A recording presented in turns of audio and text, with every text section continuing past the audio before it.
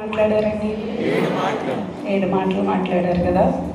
మొదటి మాట మాట్లాడటానికి దేవుడు నాకు ఇచ్చినటువంటి ఈ గొప్ప ధన్యతను బట్టి కృతజ్ఞతలు చెల్లించుకుంటున్నాను. ఎక్కువసేపు మాట్లాడలేను, కొద్ది నిమిషాలు మాత్రమే ఈ వాక్యాన్ని ధ్యానించి రెండో మాటలోనికి వెళ్దాం. లూకా సువార్త 23వ అధ్యాయము 33, 34 వచనాలు ఒకసారి చదువుతారా?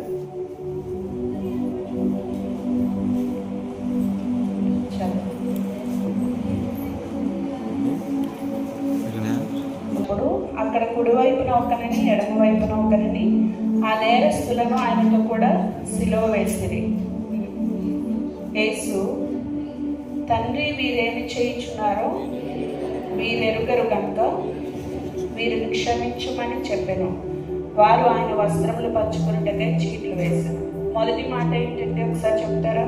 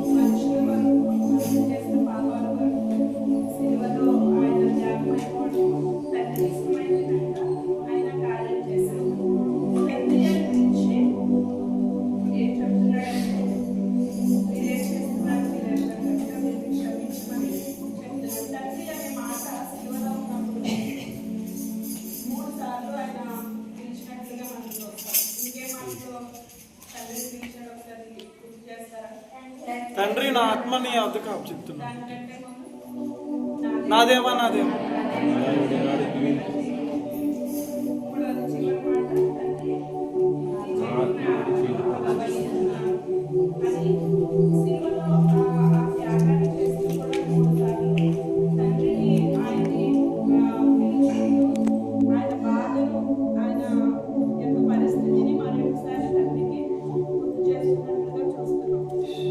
మనుషులుగా మనకి క్షమాపణ అనేది చాలా కష్టమైన పరిస్థితే, కానీ ఎప్పుడైతే మనము తండ్రి అని ఆయన వైపు చూస్తామో క్షమించడం అనేది సులభం అవుతుందన్నమాట. అవునా? మనం మనుషులుగా లోకాన్ని చూసినప్పుడు మనం క్షమించలేము మనుషులు. కానీ ఎప్పుడైతే దేవుడి వైపు చూస్తామో ప్రభు నేను నిజంగా క్షమించాలా, ఈ సమయంలో ఇంత కష్టతరమైన పని నాకు పెట్టాము, ఇది చేయాల్సిన పనేనా అని ఒక్కసారి ఆయన వైపు చూసి తండ్రి అని పిలిచినప్పుడు మనకి అది చాలా ఈజీ పని అయిపోతుంది. అక్కడ ఎంతగానో ఎన్నో విధాలుగా ఆయన ఇబ్బంది పెడుతున్నారు.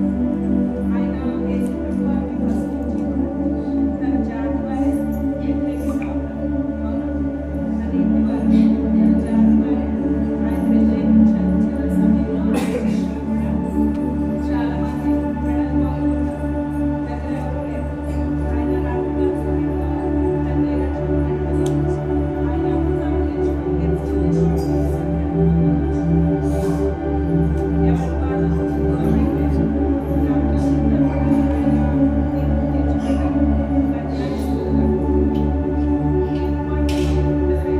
ఆయన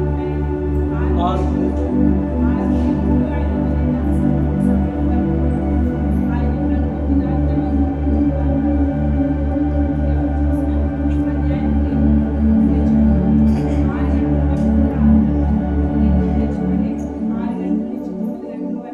కన్యాస్తులుగా ఆయన వీధులలో ఆ భారమైన సిలువను మోస్తూ ఆ కొరడా దెబ్బలు తింటూ 9 గంటలకల్లా గొల్గొతా కొండకి రావడం తీసుకొని రావడం మనం గమనిస్తాం. అక్కడికి వచ్చిన తర్వాత ఆయన సిలువ వేసిన తర్వాత ఈ పరిస్థితులన్నీ కూడా చూస్తున్నప్పుడు కూడా ఆయనకి ఏ విషయంలో కూడా బెదరలేదు. అందరూ నన్ను విడిచిపెట్టేశారు. ఆ సమయంలో ఆయనకి ఏ విషయంలో కూడా బెదిరింపు లేదు, బెదరలేదు. ఆయన అన్ని చేస్తున్నప్పటికీ కూడా ఆయన జనులు, వాళ్ళ పేరెంట్స్ కానీ వాళ్ళ అన్నదమ్ములు కానీ శిష్యులు కానీ ప్రతి ఒక్కరు కూడా విడిచిపెట్టేసి ఆయన వ్యతిరేకంగా ఉన్నా కానీ తల్లిని కూడా లాస్ట్ విడిచిపెట్టేసినట్టు. ఎందుకంటే ఆయనకి ఇష్టమైంది కదా, ఆయన్ని సిలువలో అప్పగించడం తండ్రికి ఇష్టమైంది కాబట్టి ఆ సమయంలో దేవుడు విడిచిపెట్టేశాడు. తల్లిని కూడా విడిచిపెట్టేసినప్పటికీ కూడా ఆయన బెదరలేదన్నమాట. ఈ రోజుల్లో మనం చూస్తాం కదా, ఎవరైనా వచ్చి నువ్వు చర్చికి వెళ్ళొద్దు, ప్రేయర్కి వెళ్ళొద్దు, ఎందుకు వెళ్తున్నావు ప్రేయర్కి అని ఎవరైనా చిన్న మాట అన్నారనుకోండి, ఎంతమంది ఆగిపోతాం?